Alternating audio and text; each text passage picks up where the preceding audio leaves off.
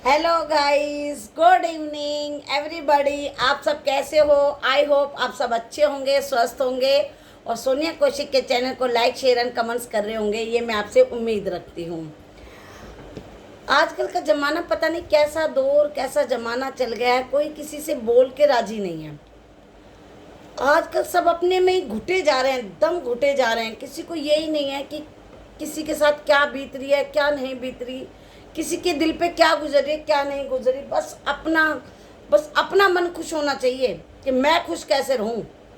दूसरा आदमी चाहे भाड़ में जाए, दूसरे की वजह से किसी को कितनी तकलीफ हो रही है, ये किसी को किसी से कोई मतलब नहीं है। मैं तो खुश हूं ना, मेरा अपना आपा तो खुश है ना। अरे भगवान से डरो। आज तुम किसी को दुख दे के खुश हो रहे हो ना, ये कोई अच्छी चीज़ नहीं है। भगवान कहता है जो तुम दे रहे हो ना वही तुम्हें वापस मिलेगा। तो ये अपने लिए भी तुम बीज बो रहे हो। अगर तुम किसी को दुख दे के खुश हो ना, तो ये दुख इसका कट जाएगा, लेकिन इससे 100 गुना दुख आपका हो जाएगा। बस आजकल इंसानों ने 2 दिमाग बना लिए, 3 दिमाग बना लिए हैं। एक दिमाग में ये रहती है शोहरत, कि मैं कुछ ऐसा कर जाऊं, मेरा नाम मशहूर हो जाए, मैं ऐसा कुछ कर जाऊं। अरे तुम क्या करके जाओगे?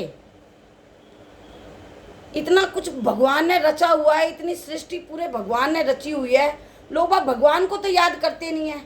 भगवान के लिए तो उनके पास टाइम नहीं है, जिसने पूरी सृष्टि पूरा ब्रह्मांड रचा रखा है।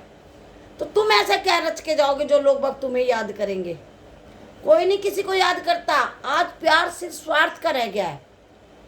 जिसका जिससे स्वार्थ है उसका उतना प्यार है। प्यार पहले होता था कि भाई इंसान समझते थे एक दूसरे को, लेकिन आज तो बस निंदा चुगली, भाई स्वार्थ। अगर मेरा तुमसे स्वार्थ है तब तक मेरा तुमसे प्यार है, अगर मेरा तुमसे स्वार्थ नहीं है तो मेरा तुमसे कोई प्यार नहीं है। कोई प्यार का दूर दूर तक कोई नाम निशान नहीं है। जिस टाइम मुझे जरूरत पड़ेगी मैं फिर प्यार जगा लूँगा। ऐसे ही अभी की बात है, एक लड़का था, एक लड़की थी। लड़की एक लड़के के चक्कर में पड़ गई, उसे बहुत प्यार करती थी और वो लड़का उसका हमेशा शोषण करता था। जब भी वो उसे शादी के लिए बोलती, कहता कि अगले महीने करूँगा शादी। फिर 1 महीने तक उसका शोषण करता। फिर दूसरा महीना आता, लड़की कहती शादी कर लो, तो फिर कहता कि इस महीने तो मुझे टाइम नहीं है, अगले महीने में पक्का शादी के लिए मम्मी पापा को राज़ी कर लूँगा। और उसका फिर 1 महीने तक शोषण करता है। जब तक उसका स्वार्थ हल हुआ वो उसका शोषण करता रहा। लेकिन लड़की किसी दिन एक दिन बुद्धि सटक गई और कहने लगी मुझे नहीं पता, आप मेरे से शादी करो, नहीं तो मैं आपकी कंप्लेंट दूंगी कि आपने मेरा इस्तेमाल किया है और मेरा शोषण किया है। लड़के ने 2 मिनट नहीं लगाए। जिस लड़की से प्यार जता रहा था, जो लड़की परिवार को छोड़ रही थी उसके पीछे, उसी लड़के ने उसके 30 टुकड़े कर डाले और फ्रिज के अंदर जचा दिए और रोज एक टुकड़ा फेंका था। ये प्यार ही था ना, ये प्यार था। इसलिए आजकल लड़कियों को समझाओ घर में कि कोई प्यार व्यार नहीं रह गया, सिर्फ स्वार्थ रह गया, स्वार्थ।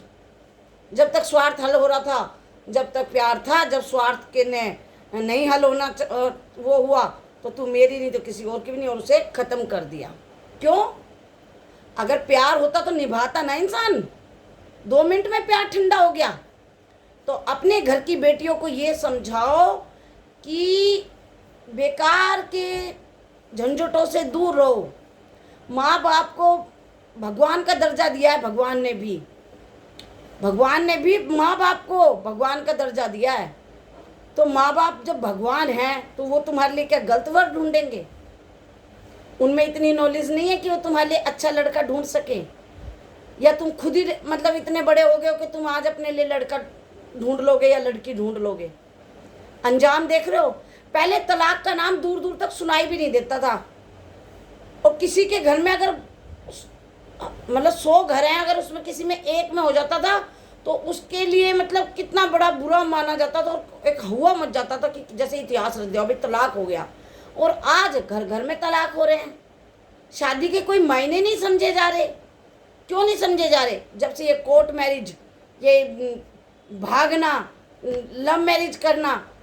पहले माँ बाप जो रिश्ता, माँ बाप भी क्या, माँ बाप भी नाई को भेजते थे कि भाई लड़का ढूंढ के आओ, और जब पक्का करने जाते थे, जब बाप और भाई वगैरह जाते थे, माँ भी जब द्वार पे दामाद आता था तब देखती थी, माएँ भी नहीं जाती थी लड़का देखने। लेकिन आजकल तो इतना फ्रीडम है कि भाई लड़की कहती है कि मैं ही ढूंढ लूंगी, आप बस माँ बाप आशीर्वाद देना, अगर आशीर्वाद नहीं दोगे तो हम कोर्ट मैरिज कर लेंगे। ये दौर चल गया। अरे जब माँ बाप दामाद ढूंढेंगे, फेरे होते हैं, नवग्रह बैठाए जाते हैं, पूरी रिश्तेदारी का आशीर्वाद लिया जाता है, माँ बाप का आशीर्वाद लिया जाता है, परमात्मा का आशीर्वाद लिया जाता है और वचन भरे जाते हैं, तो उसमें कुछ तो होगा कि उनमें तलाक नहीं होते। और ये जो चल रहा है आर्टिफिशियल, तो आर्टिफिशियल ही शादियाँ चल रही हैं। एक नया और चल रहा है ली रिलेशनशिप, कि पहले हम रहेंगे, चेक करेंगे कि हम एक दूसरे के साथ रह सकते हैं या नहीं रह सकते, अगर रह पाए तो ठीक, नहीं रह पाए तो फिर हम अलग हो जाएंगे। क्यों? क्या समझ रखा है लोगों ने? प्यार को खिलवाड़ बना के रख दिया है लोगों ने। फिर लड़कियां रोती है, अरे मेरा दिल तोड़ दिया, मेरे को दिल दुखा दिया। चाहे लड़का हो चाहे लड़की हो, लड़कियां अगर लड़कों का दिल तोड़ती हैं या लड़के लड़कियों का दिल तोड़ते हैं तो दोनों ही पाप के भागी हैं। अगर तुम किसी का दिल तोड़ के कहीं और शादी करके सोचो मैं खुश रहूंगा या खुश रहूंगी, नहीं, बद्दुआएं कभी भी पीछा नहीं छोड़ती। इसलिए कहते हैं कि किसी को तुम दुख दे रहे हो तो तुम अपने लिए सुख की उम्मीद मत करो कि तुम्हें सुख मिलेगा। अरे जब तुमने कांटे का पेड़ बोया है तो तुम्हें फूल कहाँ से मिल जाएंगे? तुमने भी तो किसी को दुख दिया है तो दुख ही मिलेगा ना तुम्हें भी। तुम कैसे सोच सकते हो कि हमें अच्छा मिलेगा, अच्छा हम वो करेंगे? तुम किसी को धोखा देके और तुम चाहते हो कि मेरे साथ सच रहे। अरे पहले खुद राम बनो, जब तुम्हें सीता मिलेगी। अगर तुम रावण बनोगे तो तुम्हें कैसे सीता मिलेगी बताओ? सीता तो राम को ही मिली थी ना। तो पहले खुद राम बनो, फिर सीता मिलेगी। और पहले औरतें भी खुद सीता बने, फिर राम मिलेंगे। पता नहीं क्या मजाक बना के रखा हुआ है किसी भी चीज का। अरे शादी करना एक सिस्टम है कि हाँ भाई समाज की उन्नति के लिए, समाज बढ़ाने के लिए शादी की जाती है कि हाँ भाई संसार बढ़ाना है, संसार चढ़ाना है। जब भी तो गृहस्थ आश्रम को सबसे ऊपर आश्रम का नाम दिया गया है। गृहस्थ आश्रम सबसे बड़ा आश्रम है। अगर सभी वैरागी हो जाएं और सभी साधु संत बन जाएं तो संसार की रचना कैसी होगी? संसार की रचना के लिए गृहस्थ आश्रम सबसे ऊपर बताया गया है कि गृहस्थ आश्रम में रहते हुए तुम पूजा पाठ करो और सब कुछ करो। अगर सारे ही अगर सन्यासी बन गए तो संसार की रचना खत्म हो जाएगी, समझो। इसलिए शादी अनिवार्य है। लेकिन लोगों ने इसको मजाक बना रखा है। रिश्तों पे विश्वास उठ चुके हैं। आज कितने % लड़के लड़कियां शादी ही नहीं करना चाहते कि उन्हें डर लगता है। क्यों? क्योंकि 4 साल रहे, 5 साल रहे, इमोशनल जुड़ जाते हैं और बच्चा हो जाता है। और उस बच्चे का क्या गुनाह है? 2 मियाँ बीवी अगर तुम रह रहे हो, तुम इसी दौरान इतना प्यार दिखाते हो कि बच्चा पैदा हो जाता है और फिर कुछ सालों बाद तुम्हारी नहीं बनती, बच्चा मैं ले जाऊंगा, बच्चा मैं ले जाऊंगा। उस बच्चे का क्या कसूर है? उसे तो तुम दोनों का प्यार चाहिए। उस बच्चे को तो तुम दोनों का प्यार चाहिए। लेकिन क्या सिस्टम चल गया? माँ ले गई जी, किसी को बाप ले गया जी। बच्चे के ऊपर क्या बीत रही है इसकी तो कोई परवाह भी नहीं करता। बच्चे यही चाहते हैं ना माँ बाप प्यार से रहें।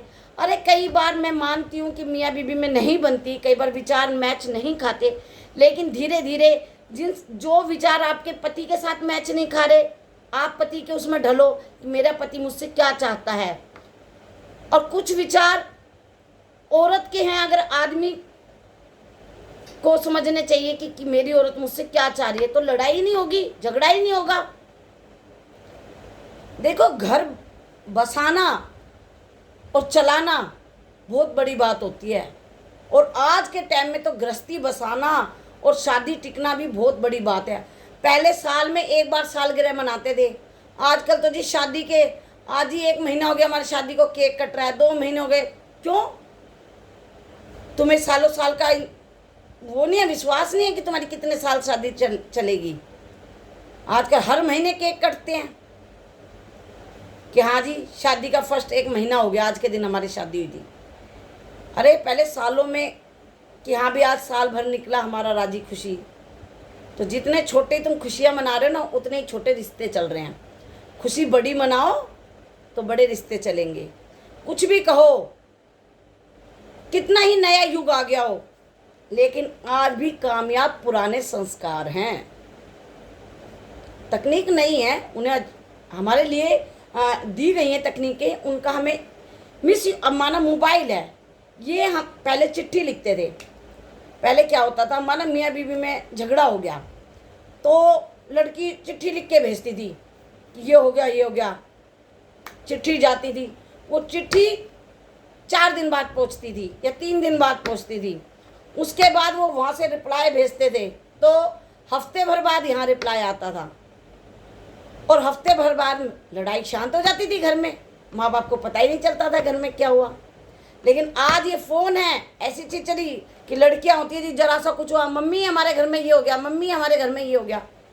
और माएँ भी गुस्सा आ जाता है, दनदनाती कि हाँ भाई ऐसे कैसे हो गया। तो मोबाइल अच्छे वे के लिए दिया गया है, लेकिन इसका गलत इस्तेमाल करा। हम ही लोग हैं तकनीक को गलत साबित करने वाले भी, और हम ही लोग हैं तकनीक को अच्छा साबित करने के लिए भी। तो तरक्की करो, उन्नति करो, लेकिन कहते हैं ना गुब्बारा जब हवा भर दो ना तो उड़ता चला जाता, उड़ता चला जाता है। तो ऐसी हमारे अंदर तकनीक भर दी गई है, हम उड़ रहे हैं, लेकिन जिस दिन हवा निकलेगी हमें ज़मीन पे ही आना है ना। तो इसीलिए तकनीक नई हो पर विचार पुराने ही होने चाहिए, संस्कार पुराने ही होने चाहिए जो अच्छे लगे। बाकी आपकी समझ है, आप जैसा चाहें। मैं तो यही कहूँगी, शादी हो, रिश्ता हो, लड़का हो, लड़की हो, आपस में एक दूसरे को टाइम दो। और लड़ाई झगड़े बहन भाइयों में भी होते हैं, भाई भाइयों में भी होते हैं, अगर मियाँ बीवी में भी हो रहे हैं तो ये नहीं कि उसका तलाक ही न मतलब वो करता है। नहीं, ऐसी ऐसी लड़कियां हैं जिनके घरों में इतने झगड़े हुए हैं और माँ बाप कहते हैं कि तलाक ले ले, लेकिन लड़कियां कहती हैं नहीं नहीं, हमारे पति ही हमारे लिए भगवान है और हम तलाक कभी नहीं लेंगे। और देखो धीरे धीरे वही रिश्ते मधुर रिश्ते हो जाते हैं, वही सास ससुर को अच्छे लगने लग जाते हैं कि हाँ भी ऐसा दामाद मिलना मुश्किल है और ऐसी बहू मिलनी मुश्किल है। थोड़ी शुरू में अंडरस्टैंडिंग में प्रॉब्लम होती है और वो हर एक के साथ होती है, लेकिन उसको फेस करना सीखो तो वही रिश्ते फिर मधुर हो जाते हैं और प्यार बना रहता है। तो मैं लड़कियों से यही कहूँगी कि अपनी इज्जत बचा के रखें और प्यार का असली मतलब समझें। प्यार का मतलब ये नहीं होता अपने माँ बाप को ठोकर मारी, अपने भाई बंधु को ठोकर मारी और चल दिए जी प्यार के साथ, और वही प्यार तुम्हें धोखा दे देता है, फिर तुम चल देते हो मरने। ये चीज़ का अंत नहीं है। ये कोई तुम्हारा वो नहीं है कि हाँ भाई हम जो कर रहे हैं वो ठीक कर रहे हैं। कहते हैं जवानी का जोश और बुढ़ापे का होश होना बहुत ज़रूरी है, और जब ये दोनों मिल जाते हैं ना तो आदमी को तरक्की करने से कोई नहीं रोक सकता। और देखो बेटा, रिश्ता बनाने में और रिश्ता निभाने में टाइम लगता है। और देखो कमियां सब में हैं, मैं कहूँ मुझ में कमी नहीं है, नहीं, कमियां सब में हैं। अगर कमियां हम में ना हो ना तो हम भगवान ही बन जाएं। बस आपको मैं यही कहूँगी, शुद्ध विचार रखो, शुद्ध मन रखो, भगवान का भजन सिमरन करो, और जहाँ तक हो अगर कोई प्रॉब्लम आती है फेस करना सीखो, कमज़ोर मत पड़ो और अपनी गृहस्थी को मत उजाड़ो। बेकार के लव लूव के चक्करों में मत पड़ो। ये लव लूव कुछ भी नहीं है, ये थोड़े दिन का ही लव लपाटा है जिसमें माँ बाप का आशीर्वाद नहीं है, भगवान का आशीर्वाद नहीं है, कोई वचन नहीं भरे जाते, कोई कस्में नहीं ली जाती, समाज नहीं इकट्ठा किया जाता, समाज का आशीर्वाद नहीं लिया जाता।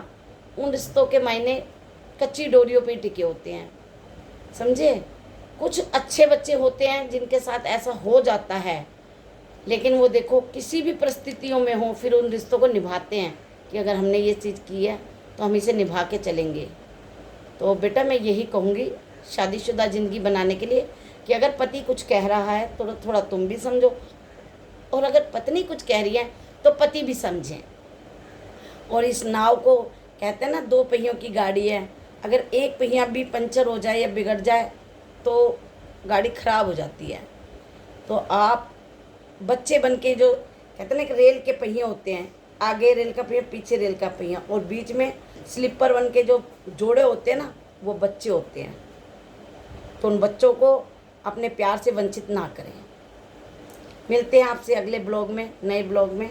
नई सोच के साथ, नए विचार के साथ। मैं सोनिया कौशिक। अगर मेरे विचार पसंद आए हों तो प्लीज़ मेरे चैनल को लाइक करें, शेयर करें, कमेंट्स करें और मुझसे कोई गलती हुई हो तो मुझे क्षमा करें।